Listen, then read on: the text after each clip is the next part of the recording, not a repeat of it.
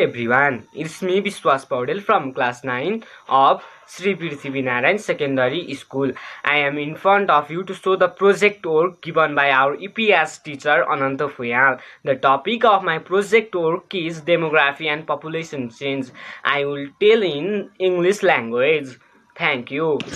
Is a branch of science which studies and analyzes various issues related to population in scientific way. In narrow sense, demography is defined as formal demography, whereas in wider sense, it is known as social demography. Narrow sense means easy sense and wider sense means very difficult and scientific sense. Sources of population data. Population data is known as the indicator to provide information regarding different aspects of human population. Sources of population data. Primary sources.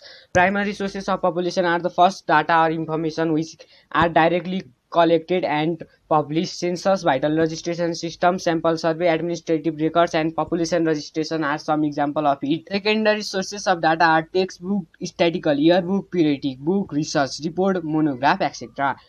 Census is defined as demographic process of collecting information about people of particular geographical area within a fixed period of time. According to the UNO, census is defined as a census of population is the total process of collecting, complying, evaluating, analyzing, and publishing demographic, economic, and social data pretending at specific time of all person in the country or well delineated part of the country or any places or region or province. History of census in Nepal.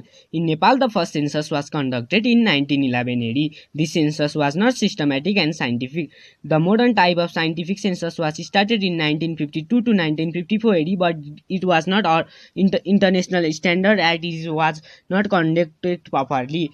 It was conducted at two different times. It was conducted in eastern Nepal in 1952 and western Nepal in 1954. The census of 1961 AD was conducted properly and was the first census of international standard in Nepal. Since then, the census has been conducted in every 10 years with various improvements. The latest census of Nepal is 11th census, which was held in 2011 AD. Today, the census are conducted under the UN guidelines, so the schedule of the census is found almost similar in the world. And you should know that in Nepal the first census was conducted in 1911 AD.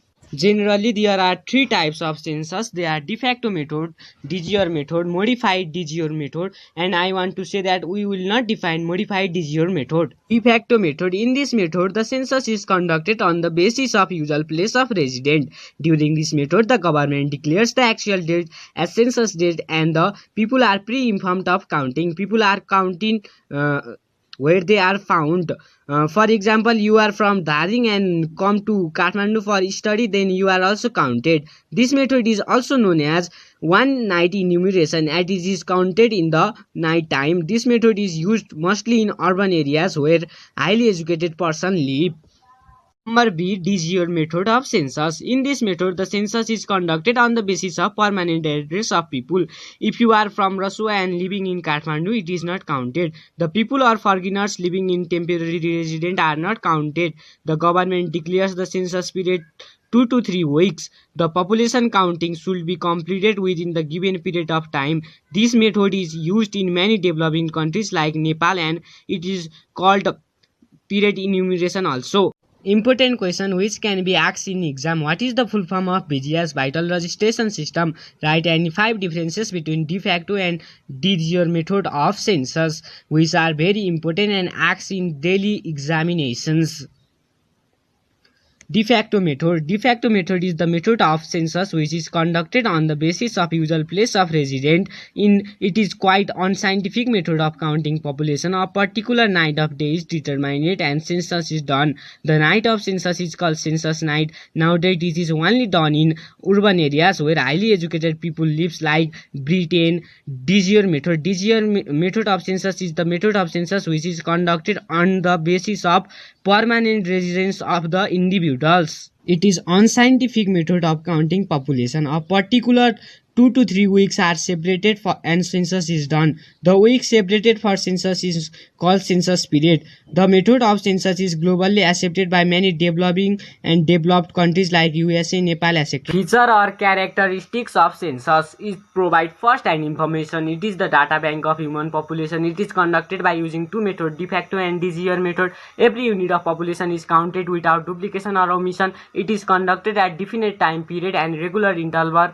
It covers all the parts of the country. Advantages of census are also given below. It helps to collect information about present growth rate of population, age, sex composition of population, death rate, fertility rate, birth rate, population ratio, etc., which are very useful for demographic analysis of the country. Life table can be constructed by using the collected information from the census.